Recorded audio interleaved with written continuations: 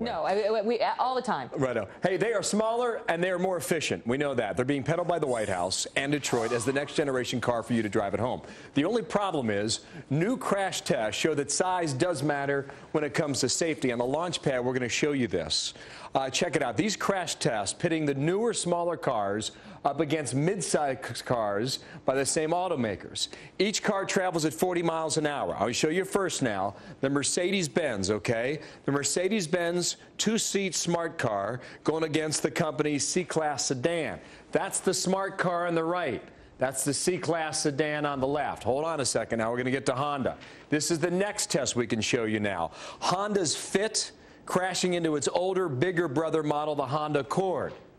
There's the Accord. There's the Fit. It gets high marks from the White House for fuel efficiency. Oh. It's obviously not much good or not much use in a collision.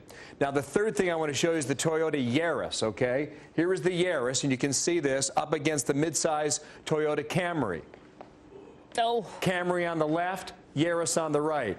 All three cars received a poor rating, the worst rating given by the insurance agency. Again, red is the Camry that you see all over the highway today. On the right is the new smart car. Michael Caudill is the spokesman for the National Automobile Dealers Association Guide, and he's my guest today. Michael, good morning to you, and welcome back here to America's Newsroom. Good morning, Bill. How are you this morning? I'm doing fine. What should this tell consumers?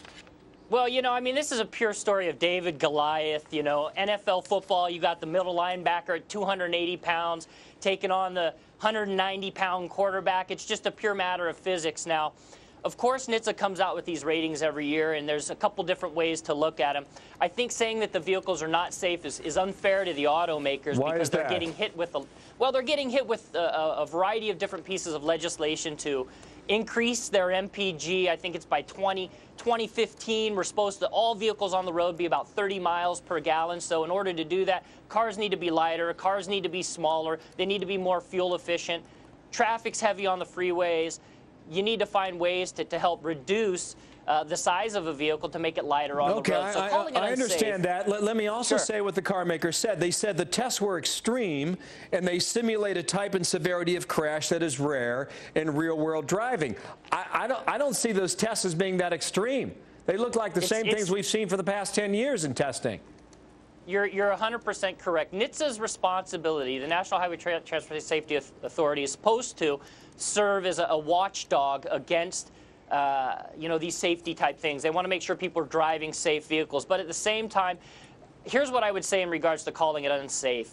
You know, these vehicles are on the road. They're meant to be driven. You're going to have accidents. But at the same time, 90% of these accidents that are out there on the road are really caused by driver error.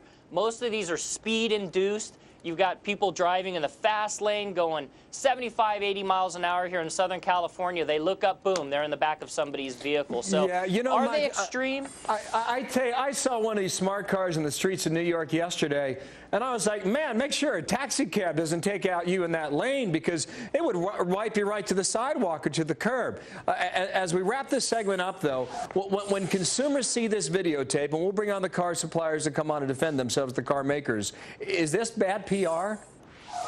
You know, it's just part of the automotive process. You know, we've been hearing NHTSA ratings for a long time. It's not bad PR. It's going to be the news of today, but guess what? People still need vehicles. They're still watching their pocketbooks. If you go to NADAguides.com, you can find more information. We have all the crash test videos up there, full NHTSA ratings, car reviews on all of these vehicles that we've discussed here today on the show. Okay. You can find more information out there on these vehicles, you're a great guest. It's not a bad PR Michael, thing. come on back, okay? Michael Caudill with us today, out of California today. And for more on this story, head to our website, foxnews.com/America's Newsroom.